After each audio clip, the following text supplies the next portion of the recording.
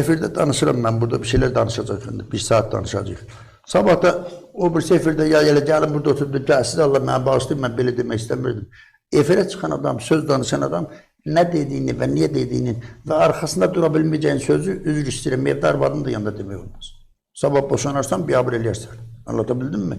Ona görə gəlirlər, danışırlar, bir şey olan kimi də ya üzr istəyirlər, ya nə bilim, məhkəmə verirsən, tökülüşürlər ki, sən Allah etmə eləmə, bu yaxşı deyil. Bu yaxşı deyil, indi bax fikir verir.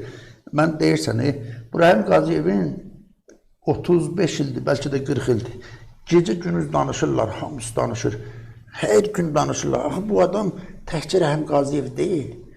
Rahim Qaziyevin qızları var, nəvələri var elə. Rahim Qaziyevin ailəsi var, bacıları var, neçə bacısı var. Bunun bir nəsil tayfa var. Hər dəfə Rahim haqqında bu cür danışıqlar onları o qədər rəncid eləyir ki, heç özümüzü onun yerinə qoysaq biləsən də bu nə deməkdir. Bəs kimin haqqı var ki, bir ailəni, bir nəsli, bir tayfanı bu qədər hər gün rəncid eləsin? Rahim Qaziyev birincisi... Hər gün kimdir danışan Rahim Qaziyevdən? Danışan yoxdur hər gün. Bax, hər gün Rahim Qaziyev müzakirəsi yoxdur. Hər dəfə Cahandar Bayoğlu az olsa həftədə 3 dəfə, 4 dəfə Reaksiya TV-yə çıxır. Və bütün çıxışlarında gedib Prigojinlə danışır. Prigojin bilirsən, da var demə. Gətdi Prigojin Rahim Qaziyevə cəladı. Vasif Talıbov vəzifədən çıxdı, gənə Rahim Qaziyev oraya. Yəni bu hər çıxışında söhbəti hər halükarda hərliyib verib Rahim Qaziyev üstünə gətirir. Və o tonda, o cürə danışılmaz qardaşım. Mən də ona etiraz edirəm. Məsələn, Rahim Qaziyevin mən müdafiəmə nə ehtiyac? Mən müdafiə Amma siz daha çox biraz müdafiəçi kimi görsənirsiniz həmişə. Mən müdafiəçiyəm. Bax o, belə deyək də, deyək ki, Nelson Mandela da Cənub Afrikada türmədə idi. 30 il. 30 il. Sonra çıxdı prezident oldu. Dünyanın da harasındasa filankəsdə Nelson Mandelanı müdafiə edirlər. Niyə müdafiə? Adamın haqqı pozulurdu ona görə. Yoxsa Nelson Mandelanı hiç tanımazlar. Mənim də biraz o görə baxın. İndi mən hüquq müdafiəçi zat deyiləm və mənim xüsusi müqavilə mücadım yoxdur. Mənim vicdanım qəbul eləmir. Rahim Qaziyev haqqında deyilənlər hamısı ya mən efirdə demişəm. Bax, ad demişəm. Bax, İlham Əliyev də daxil.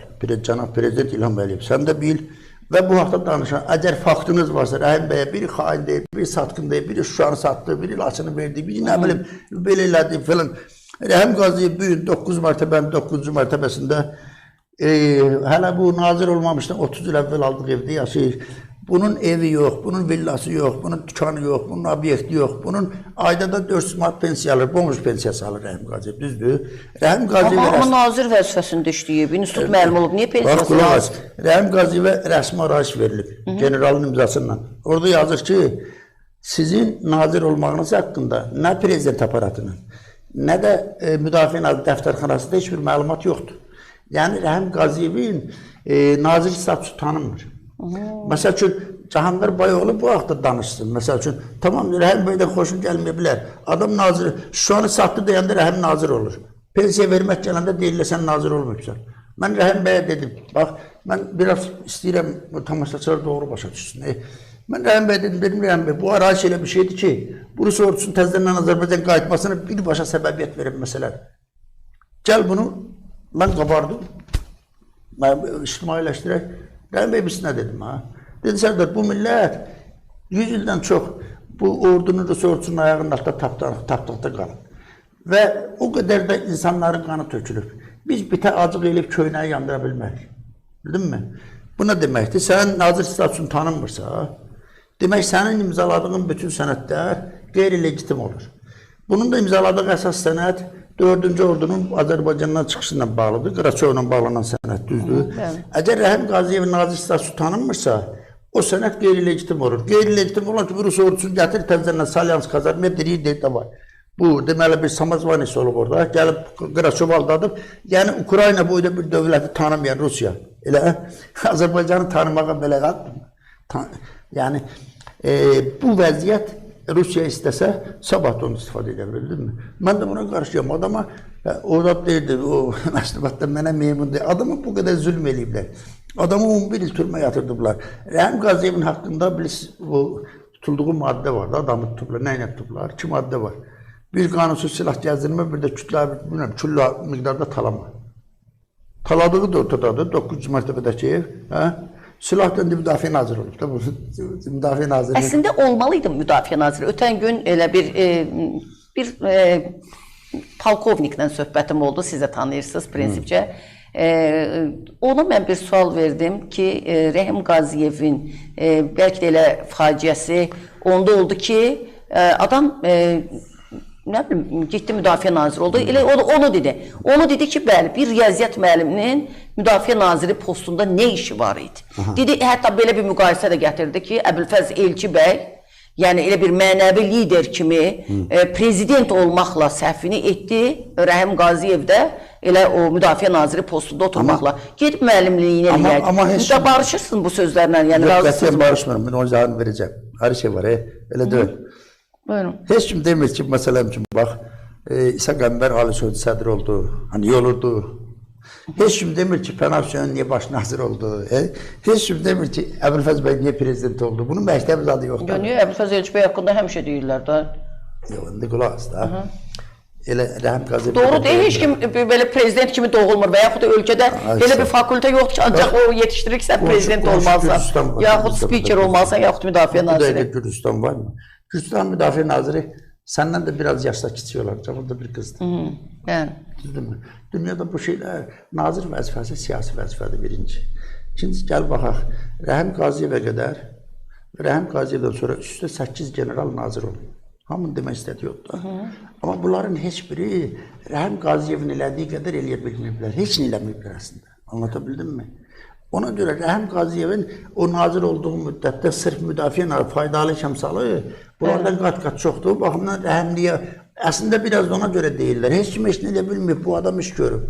Yəni iş görübdən də deyib, bu da eləməyib. Oğur ruhla, doğru ruhla Rəhim Qaziyev məsəl üçün indiki qiymətlərlə, milyardlarla qiyməti ölçülən silah-sursat gətirib. Hardan gətirib? Rusiyadan gətirib. İndi deyirlər ki, Rusiya bunu niyə buna verirdi? Baxın, nə varmalıydı bu? O vaxt Amerika yox idi, İsrail yox idi, o vaxt pulumuz yox idi, verib alaydıq. Rəhim Qaziyev yoğuru deyir, gedib xahiş edib alırdı, düzdür. Amma bir şey var axı, Rəhim Qaziyev bu işləri görüb.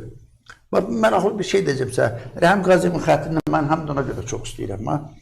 Bu indi münasibəti olmayan, hətta biraz da gərgin münasibətdə olduğu adamlar var ya, İndi bu nazir olduğu dövrdə bunlarla işləyib falan edib də. Bax.